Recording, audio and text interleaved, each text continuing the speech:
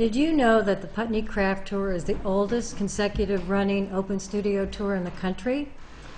With an extraordinary collection of talent, the Putney Craft Tour stands out among art excursions, and this year's open studio tour is no different. I'm Lynn Barrett, and I am publisher of So Vermont Arts and Living magazine, and today we're going to be celebrating the Putney Craft Tour. With me is Bob Birch, Brandywine Glassworks, Carlene Raper, Color Quilts, and Debbie Lazar, fine painter and artist. Thank you. Welcome, everybody. So today we're going to talk about the Putney Craft Tour. Tell me, Bob, how did it actually get started? It started about 35 years ago, very small. There were like 2 people doing sales right before Christmas. And then I think the year after that I started doing an open house. And then the next year we decided to kind of join forces. So there were like 4 people the first year that it really was kind of a tour, if you want to use that word. And it just slowly evolved from that, and we kind of were fairly selective in terms of who we invited onto the tour, so the quality is really high. And yeah, it's grown since then into one of the largest and most successful tours in the country. That's terrific. Carlene, have you been involved from the very beginning? No, not from the beginning. I've been involved probably for 20 years. I can't actually remember. And then I moved away for about 6 years and wasn't on the tour, but have been back for the last 6. And Debbie, I think you're I'm fairly the new, youngest, yeah. right? She's our baby. 3 years. This will be my 4th year, is that right? Mhm. Or third, 4th? No.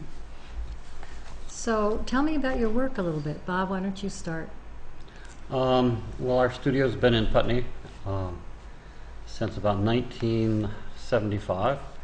And my wife and I, Nancy Gagnon, she does all the work with galleries and contacts with people that we have projects for. I do a lot of one-of-a-kind work. I do a lot of teaching. Just in the past several years, I've started to do a lot of corporate awards, special projects, one-of-a-kind pieces, and I teach.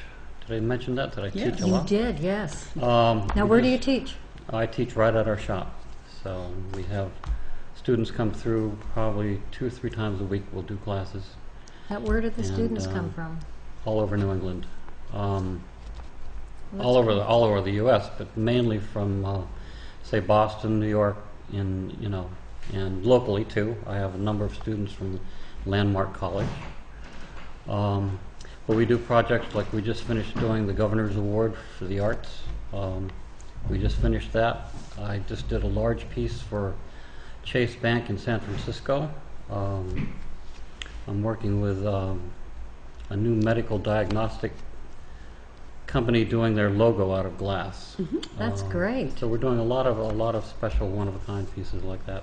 So it's really It's nice. neat that corporations are looking at doing something individual and special. Many times they just, years ago, you just get one kind of a thing, and there were hundreds of them, and it wasn't anything handmade or one of a kind. Mm-hmm. Yep. So that's great. It's good to hear. And it's a lot of fun. It's challenging, and it's doing one-of-a-kind work really makes you use all of your skills and your history in the glass with it, and it's just, it's wonderful. So Carlene, tell us a little bit about your work. Well, my main interest is color, and I buy white fabric, and it isn't white after I get my hands on it. I do all kinds of dyeing techniques with it. I don't know. Let's see. Yeah, I guess we can see that. But so I use not natural dyes, they're chemical dyes, but they're very versatile. It's really fun.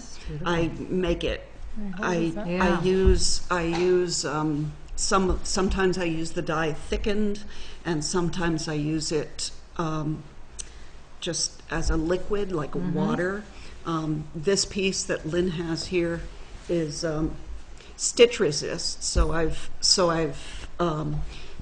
folded and stitched the fabric together and then let it sit in dye. Is this kind of like the old tie-dyeing kind of thing? Or? Well, no, I mean tie-dyeing, literally you're taking fabric and you're tying it and then you're putting it in water. Okay. This is kind of like that in that I've instead of tying it, I've stitched it. So I have, given it I've clamped it basically.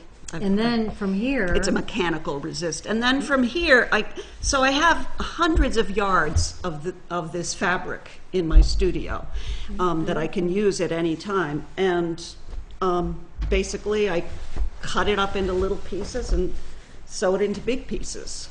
So this is a hanging that's in progress. I don't know what's going to happen to it. I don't know how big it'll be. And then recently, I've had pictures of my work and used them as the basis of wooden jigsaw puzzles. Wow. And that's really cool. You'll be able to see this later, I'm sure. Now, are you but producing? these are, Is someone producing these? so these are being produced in Boulder, Colorado by a wonderful company. And to my specifications. Are these wood? Yep, and it's all wood, and they're That's just fantastic. incredibly beautiful. How would people Like get several of them. one of these? Come to the show. Come to the craft tour. You can also get one on my website. And that's amazing. Yeah.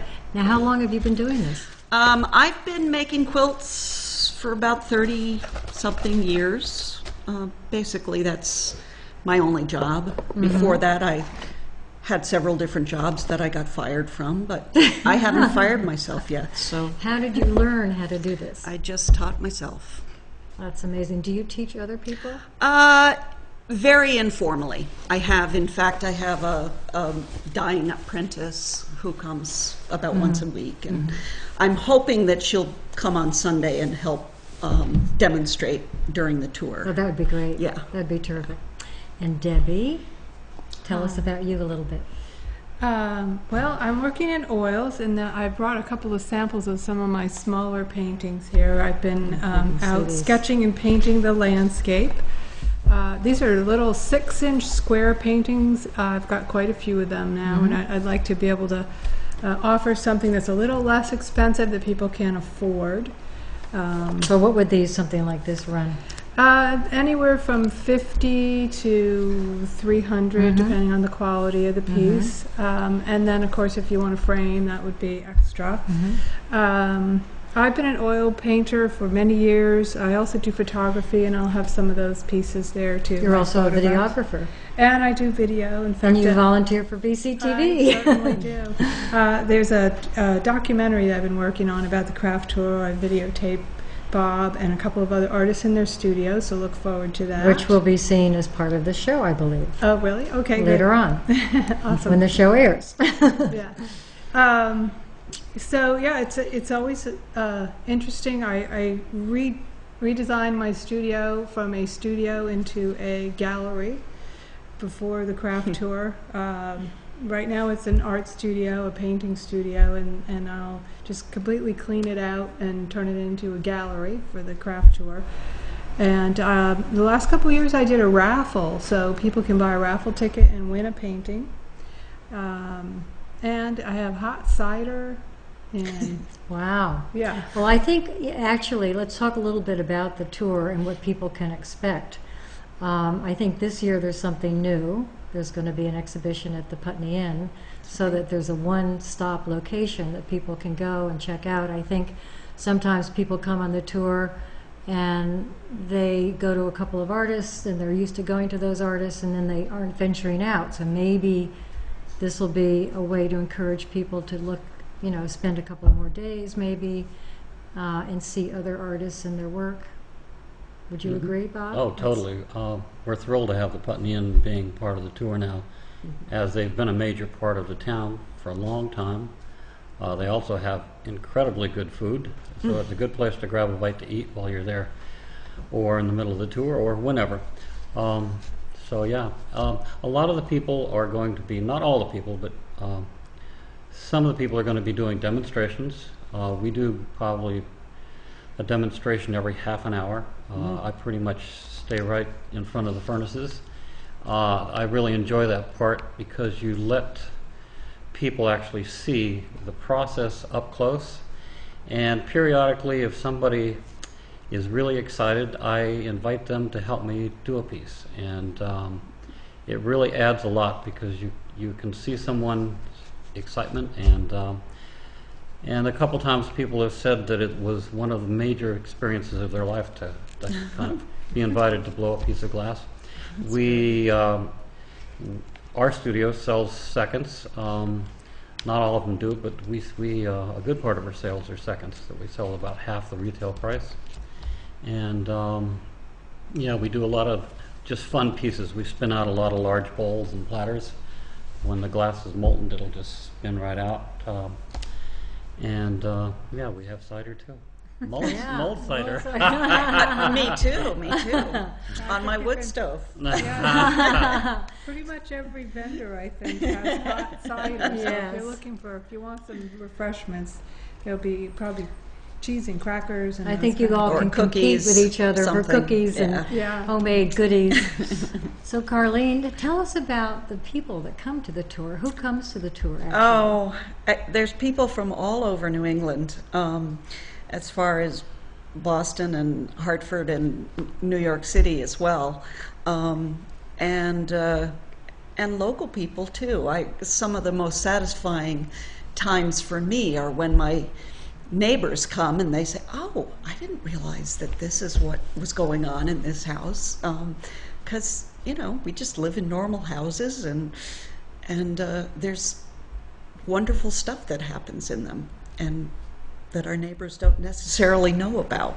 Well, I think the other thing is you all don't really get to see what everyone else is doing. Well, no, we still Because don't know. you but- still don't know what each.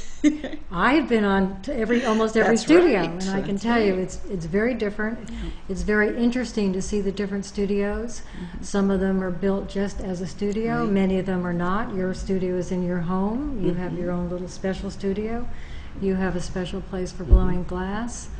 It's amazing, really, to see how, the inspiration that takes place and the kind of creativity.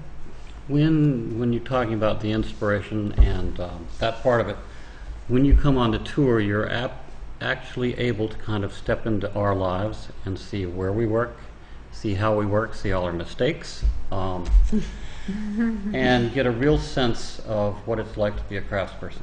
And it's a wonderful life. It's not necessarily easy all the time, but it's magical. And a lot of people really, I think, get a lot more appreciation out of the fact that they actually kind of step into your world and see it. And I think people Yeah. don't realize what it really takes to make something handmade from scratch. Basically, I mean, here you are dyeing, getting white. Right. I never knew that was the case. Oh, yeah. And what is really involved in putting a piece together. a lot of these pieces, and I'm sure this is true for you, so much of it is your history and working. You have 25 years, 35 years Right. of your skills that goes into the pieces that you're doing now, and you're able to conceive of an idea and actually create it. Right, and it's so wonderful having that experience to be able to be at a point in our careers where you can actually create what you envision. One of the questions that I've gotten asked countless times, especially at craft fairs, is how long does that take? And I hate this question. I mean, would you ask Van Gogh how long it took him to paint his painting versus Rembrandt? One took probably a lot less time. And so at one point I came up with the answer, 58 years, however old I am. Right. I mean, because it really does take your whole experience and your whole lifetime of trying different things and mistakes and successes. when you first started out, you probably didn't do this. No, when I first started out, I was buying commercial fabric, and I did that for about the first 10 years. So for about 20 years now, I've been hand dyeing. That's great. And Debbie? I make my own panels, actually. I prefer painting on very high quality linen. I feel like the colors are much better when I work on the linen. So I cut up little pieces of wood, and then glue my own linen canvas onto them. And so all of my paintings are done on a very high quality material, with very high quality materials, and I use the best paints and the best brushes. And I do end up with quite a few that I don't think are that successful. I've been selling those. I have a bin of less expensive paintings. Some are 25, some are 50. 35 and 50 is what I was doing with those. Just, if someone wants to have an original piece of art that they can put on their wall, I'm happy to let them have it for basically pretty much what the material cost is to make. But yeah, you asked me how long have I been an artist. Probably started in nursery school with finger painting, and moved on from there. And every year I learned something new. I learned a new technique, or I work with a different palette, or a different brush. And this work that I have here, I had actually hired an artist from California to come and do a workshop, a 3-day workshop here, and I feel like I learned so much from him. His name's Frank Serrano. He came here, and we had 12 people in a workshop, and he taught me some things about how to use the brush that I didn't know. And also, it's a very small palette. It's only 3 colors. So that's amazing. So you're always learning. You're always finding something new, a new twist. Yeah. So the tour takes place on Thanksgiving. Now, while all of us are having our great Thanksgiving dinner, how do you get ready for the tour? Usually by staying up till 4 or 5 the night before the tour. No matter what we do, we always seem to be in the middle of the night, at 2, 3 o'clock, working like crazy to get this shop organized and everything priced. And we have usually anywhere from 20 to 25 people show up for Thanksgiving at our house. And we do that so that we don't have to go someplace else. This year is a little bit smaller, but to a certain extent, if we use our heads, what I do is I put people that come for Thanksgiving dinner to work. That's a good idea. So there you kind go. of have a captive audience. Yes, excellent. So, and then they buy stuff while they're there. You guys hear that? But anyway, so it is a balancing act, but it's a wonderful experience, and they both add to each other, to say the least. Yeah. So Carlene, what do you do? Well, historically, Thanksgiving was my favorite holiday, and when we first on the tour talked about having the tour on Friday, Saturday, and Sunday, we used to just have it on Saturday and Sunday.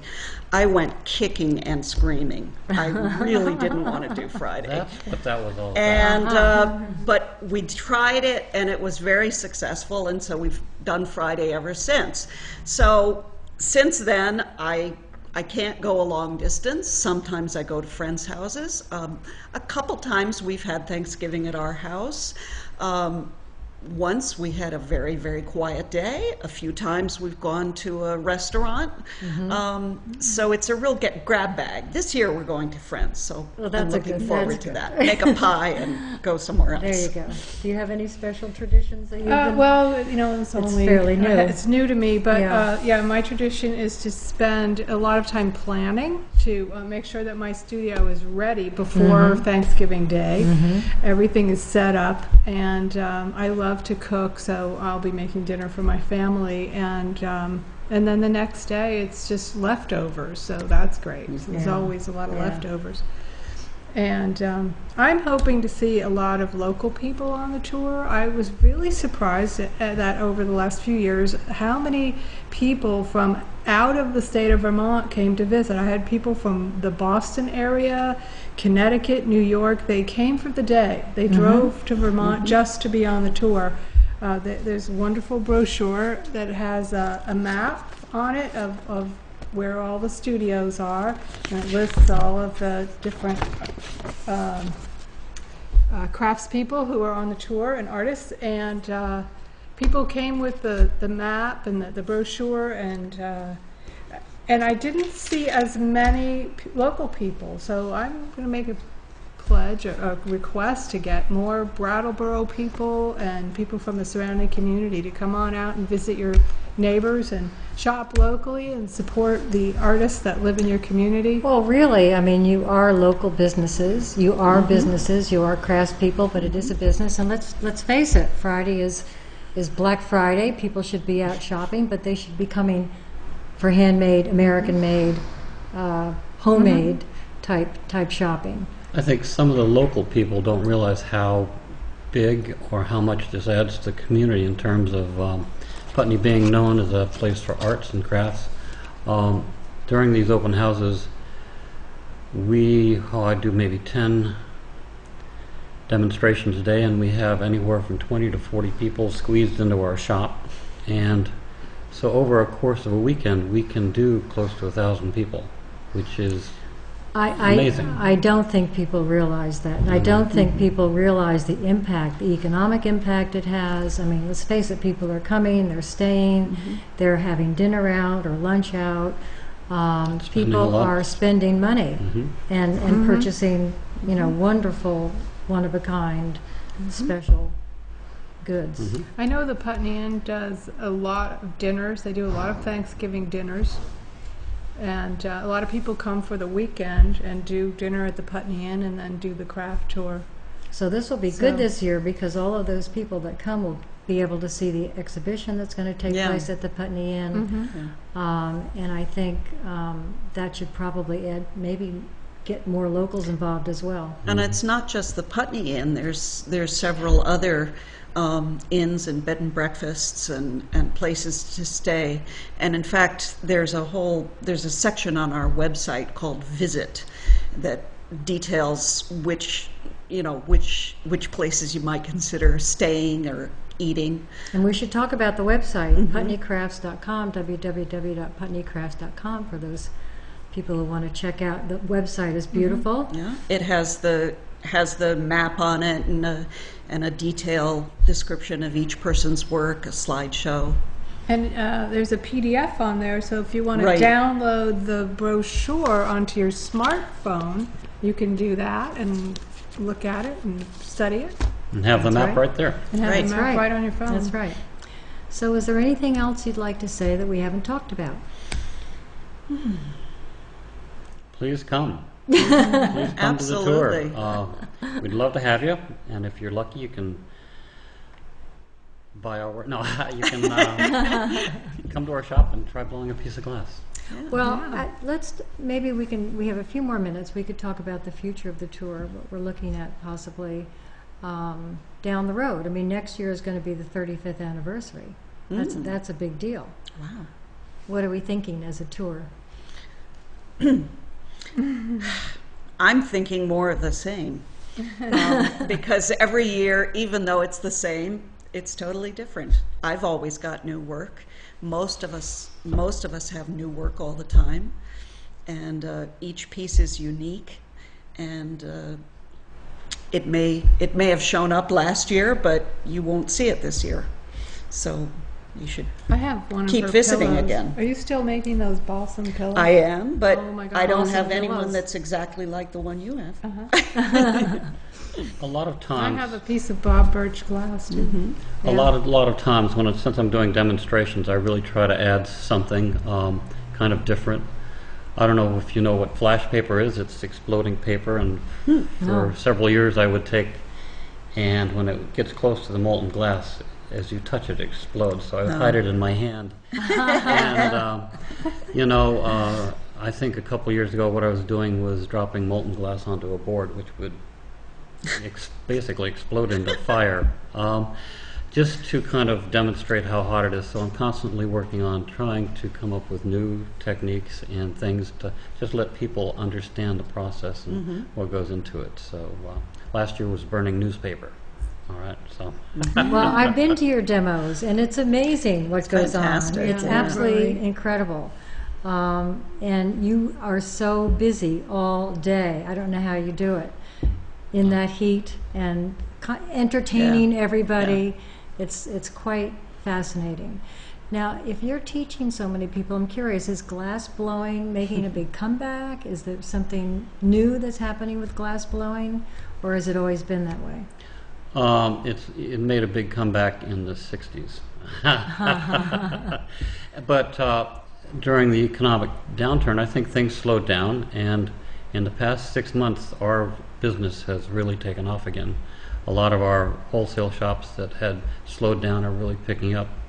A lot of new avenues in terms of different businesses and stuff like that. So I think, yeah, it's crafts is having a second rebirth. in That's terms of terrific. And people are you all appreciating. selling all over the country? Where do you, how do We, people we find sell you? all over the world. You sell all over the world? Yeah, mainly in the U.S. but, Okay, Carlene? I could theoretically sell anywhere. I've got a web presence, but I'm actually totally a one-person shop, and so I don't produce a lot and I don't sell a lot. But that's okay. Okay. Debbie, are you selling in Well, galleries? I show my work at actually the Putney Inn. There's a gallery there, and Vermont Artisans has some In pieces Brattleboro? of mine in Brattleboro, Vermont. Yep, and I have some pieces at the Bennington Arts Center Guild. right Arts now. Guild, Yeah, I yeah. participated in a plein air competition this year, and I won an award actually for a quick sketch. It was a 2-hour timed competition. I won 3rd place. That was really exciting. Great. So they took some of the paintings that were done during that plein air event in Bennington. They have them. That's a great museum. Yeah. Oh, the Yeah. Bennington Museum is terrific. Well, This Bennington is Arts Center. the Arts Guild, I think. Yeah. Yeah, they have a little co-op Center over for the there. Arts or Arts Center, yeah. Can I also say something about the sort of organically growing nature of what we do? Yes. Bob has been blowing glass for, what, 40 years, 30 years? And Over he's 40. taught many, many people. And in fact, one of the other people on the tour is his daughter, Caitlin Burge, who's a glass worker. And another member of the tour, Josh Letourneau, was also a student of Bob's. And so we're very rich in that. That's and, wonderful. Perpetuating yeah. that art. And the there's a art. lot of that cross-fertilization that takes place around here. Kind of, we're developing our own competition. Right. Well, I think that just about does it today, and I think people should know that we haven't really said the dates of the tour. November 23rd through 25th, Friday, Saturday, and Sunday. And you can get more information at www.putneycrafts.com, where you can find your maps and you can download a brochure. You can get little bios on each of the artists, as well as come to the Putney Inn. You can start the tour there. You can see all of the works of different works of different artists on the tour, and you can get coffee and relax and get maps and that sort of thing. So we look forward to seeing everybody on the Putney Craft Tour Thanksgiving weekend. And thank you.